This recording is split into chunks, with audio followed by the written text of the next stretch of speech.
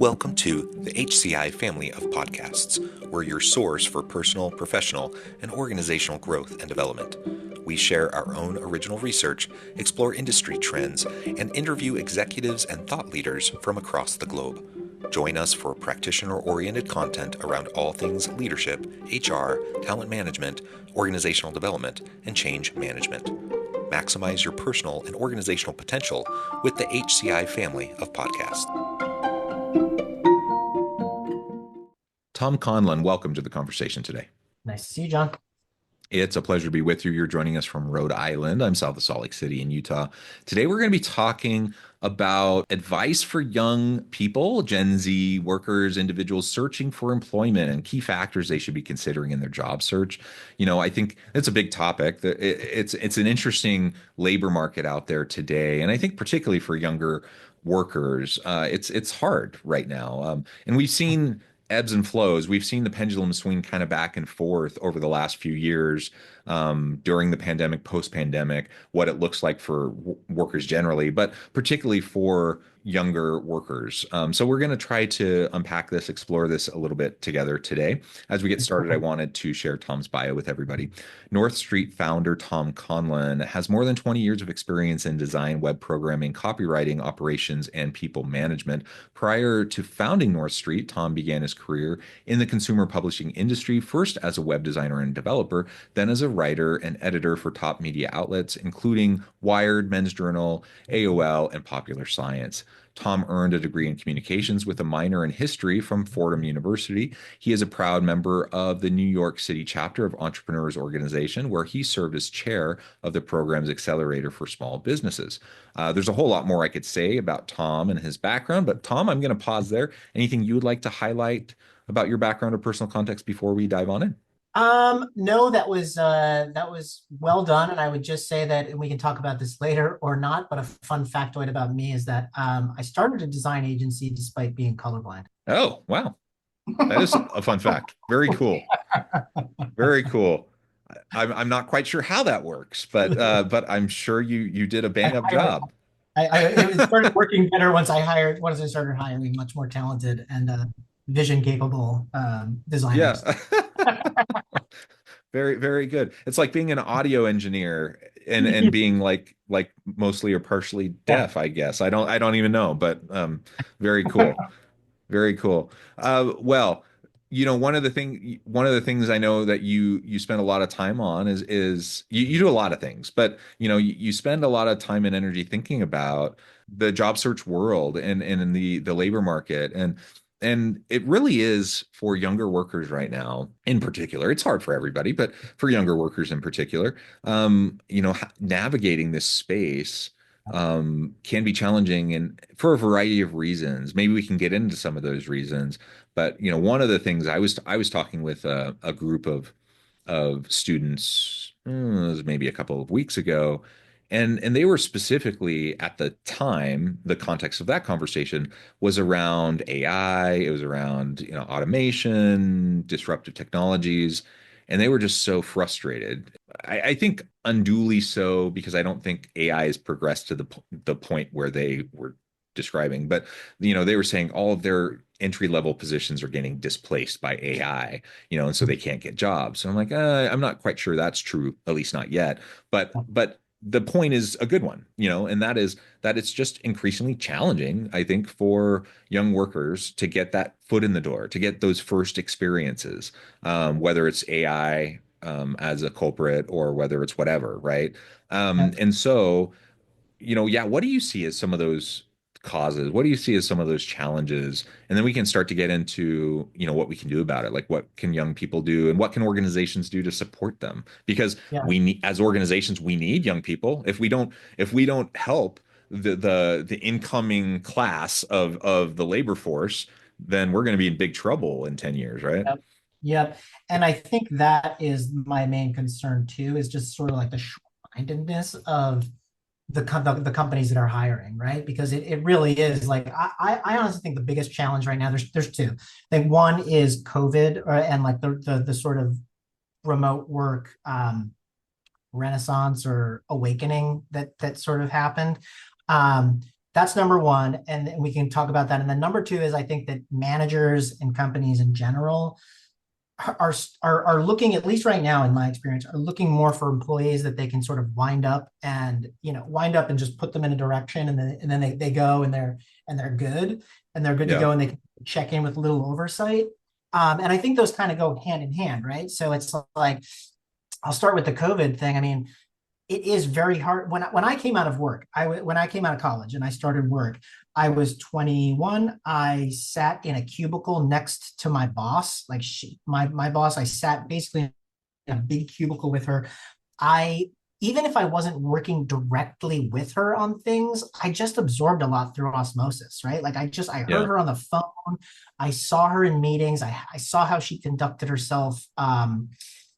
Professionally. There were opportunities for me to like offer my help for something, just to like jump into something, or she'd see me working on something and she'd be able to just sort of give me like really fast feedback right away. And I think that Yeah. like, Just in the moment. Yeah. yeah, and I think that like while people who are already in the workforce can adapt to remote work because they sort of have this idea of like how the company or how a company should be functioning under normal times. The fact is, like, this now is normal times, and so I think that like it's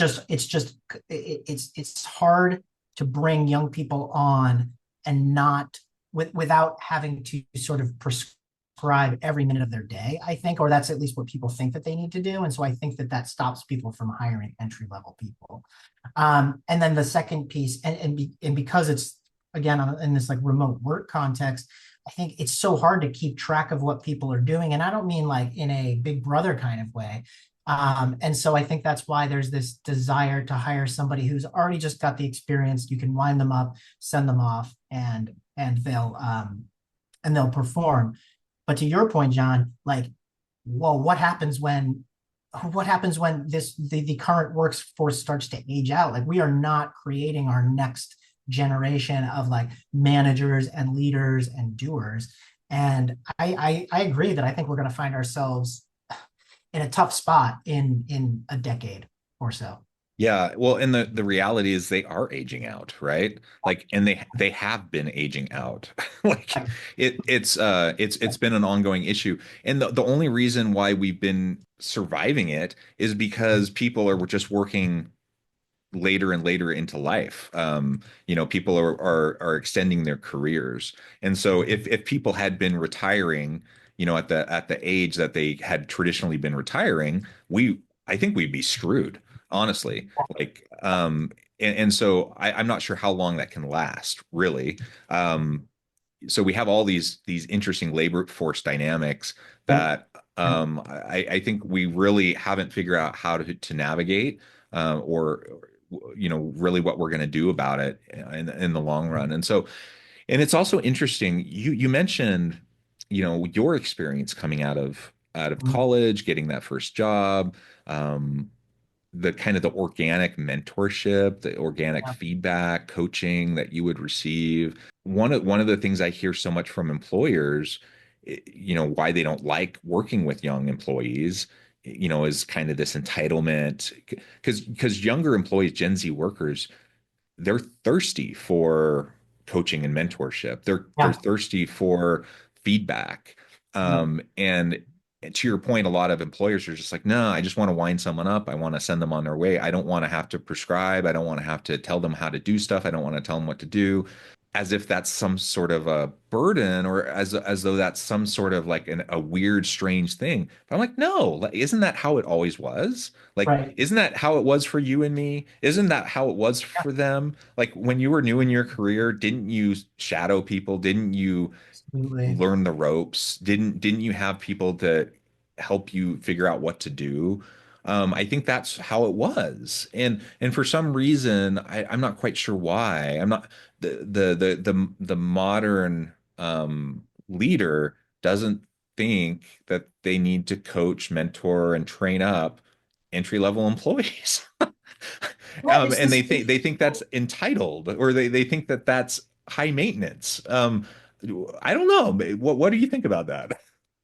I don't know. I mean, honestly, it reminds me of like this, it's that sort of like it's like they've climbed the corporate ladder, but then they kind of pulled the ladder up into the into the ceiling or whatever, so that like whoever was behind them couldn't follow them up the ladder. It's this really sort of interesting interesting thing that's happening. I honestly just think that like, well, first of all, this still exists, but not as much. But I mean, I remember there used to be a lot of companies that had, they still do, but there were many more of them, I think, that had these sort of professional training systems, or just like, guys, it wasn't a system, but it was like it was a track, right? It was just understood that like, oh, the new class is coming in, we're going to train them, and then they're going to become the sort of like next Yeah, level, yeah, and the next generation comes in, and like that. Those are like only very very big companies do that now. yeah. I mean, it is definitely a financial thing. I mean, for us, we hire junior and senior people, and we can talk about kind of why and everything.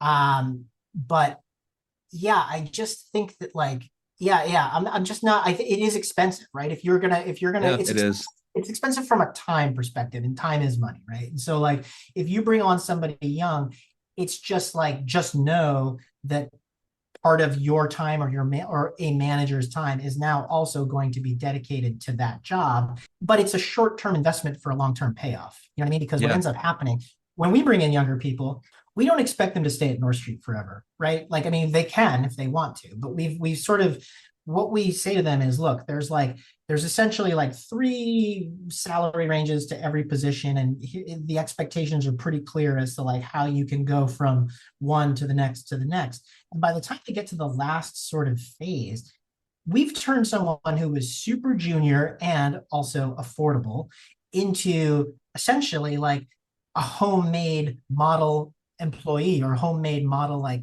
team member, right? Like they've come up through our systems, and they just know everything about our company and how we do things.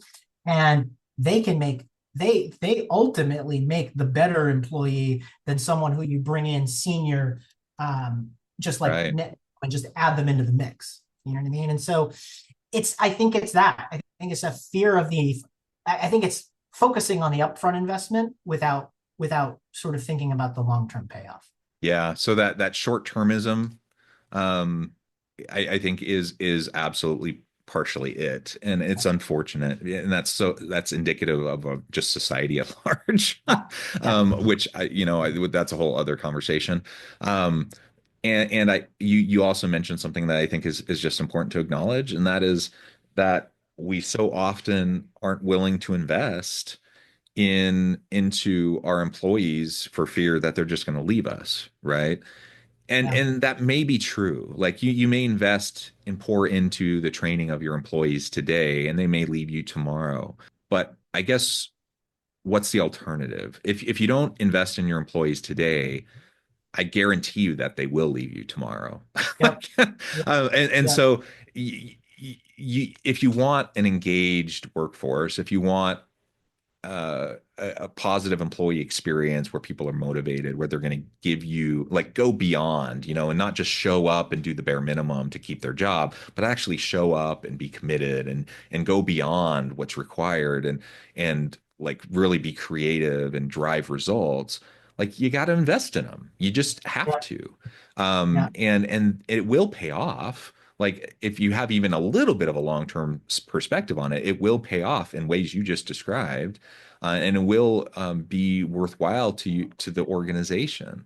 And so yeah, I just think we have to perhaps have a little bit of a reset for how we perceive entry level positions and younger workers and bringing people in and giving them lanes of growth within organizations, um, Yeah. and not just looking at how do we get these tasks done today to help us do what we need to do without any thought of like how we're developing the bench for tomorrow. Yeah. Anyways, Yeah. but Yeah. It's also that's not just the oh, go bench, ahead. right? Like, it's also like younger people bring information and talents to the organization that like, let's just say more tenured workers necessarily like can't necessarily, right? It's like we they're like the younger folks are on the edge of like technology, on the edge of like social media. They use they like for us, we're a design and like user experience agency. They use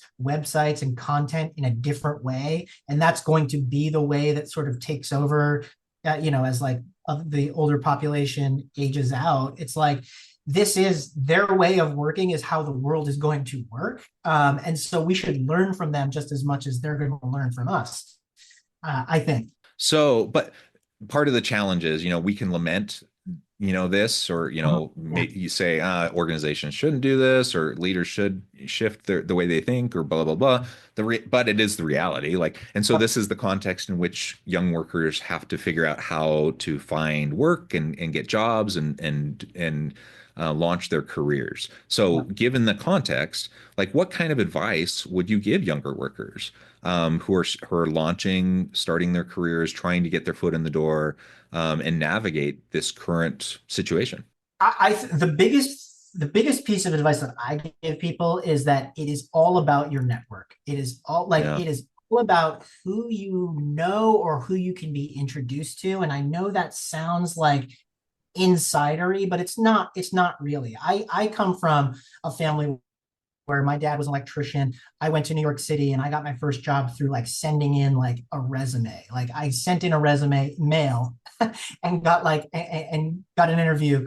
And so I also was a believer of like, well, you have to get in under your own, your resume should shine at the top of the pile and you should get in on your own merits. But that's not really how the world works, especially with these like now hiring algorithms that like just kick out resumes before any human being has ever even looked at them. And so I think it's becoming increasingly important to like, who do you know? It could be someone you caddied for one summer on the golf course. It could be your grandfather's friend. It could be your advisor at schools. Like it could be your advisor at school. It could be your alumni network. You know what I mean? Like that's a big yeah. one. Like alumni networks, by the way, are stronger than most people think. I say this, and I would say, and I've people have told me this, that if someone reaches out to them blindly and just says, "Oh, hey, I went to Fordham University in New York," they're like, "Hey, I'm a Fordham grad. Would love to pick your brain about X, Y, Z." I will take that call 100% of the time. I don't know. There's just Hmm. something about.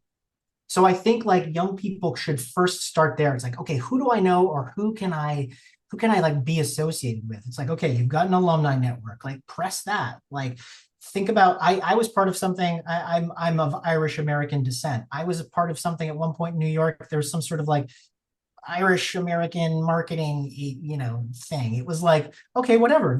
We're all strung together by this one thread, and like that just kind of lowers the barrier or opens the doors a little bit more to have conversations with people and meet new people.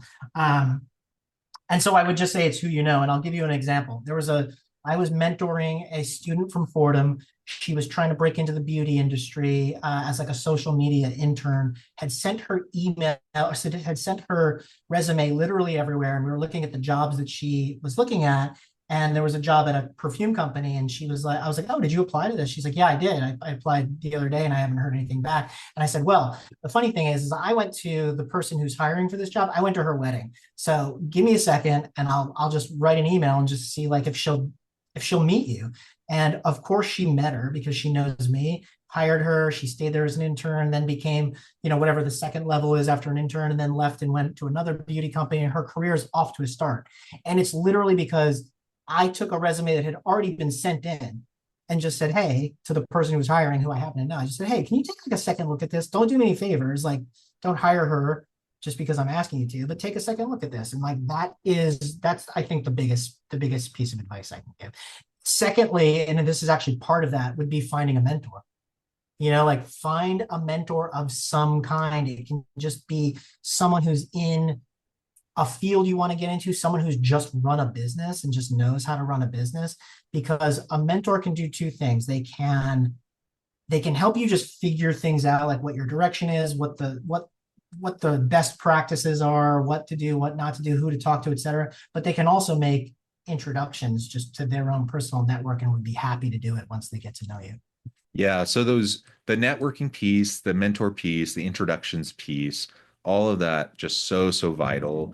And I wish, like, I'm with you. Like, I wish my resume could speak for itself. I wish my good work was enough. I wish, I could just land positions just on my own merits always. Like it would be nice if everything worked that way, but that's just not the world that we're in. And you mentioned the algorithms. Like literally, there aren't people looking. I mean, in most cases nowadays, there aren't even people looking at your resume. So you submit something, especially if you're doing a shotgun approach, like the chances of you actually having a human person look at your resume for a particular position is kind of low. You have to get lucky. You have to like search word optimize, optimize your resume for particular positions, etc. And so leverage your network, leverage in any way that you can, and it's okay. Like you're not. I know people feel like they're somehow cheating the It system, and feels you're dirty. not. It does. It feels dirty. It feels like entitled, but it's not.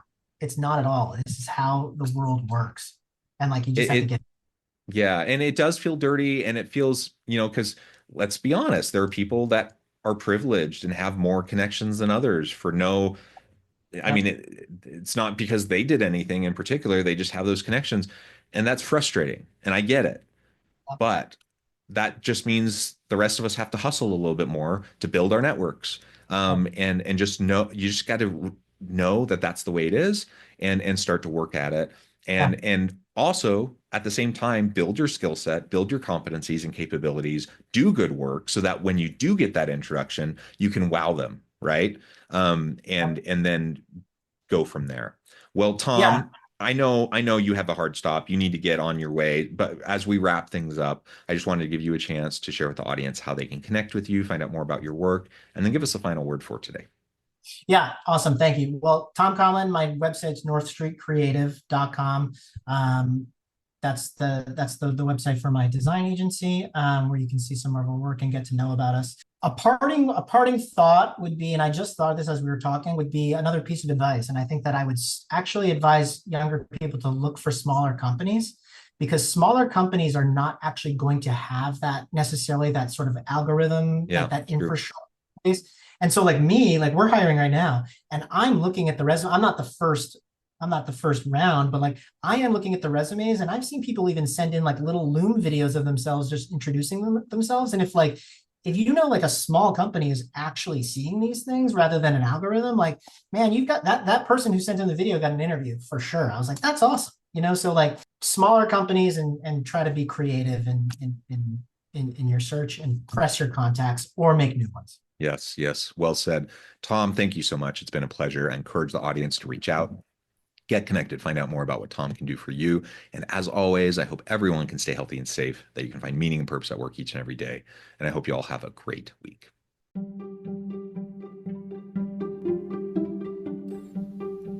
Thanks for joining us for this episode of the podcast. We hope you stay healthy and safe, and please join us again soon.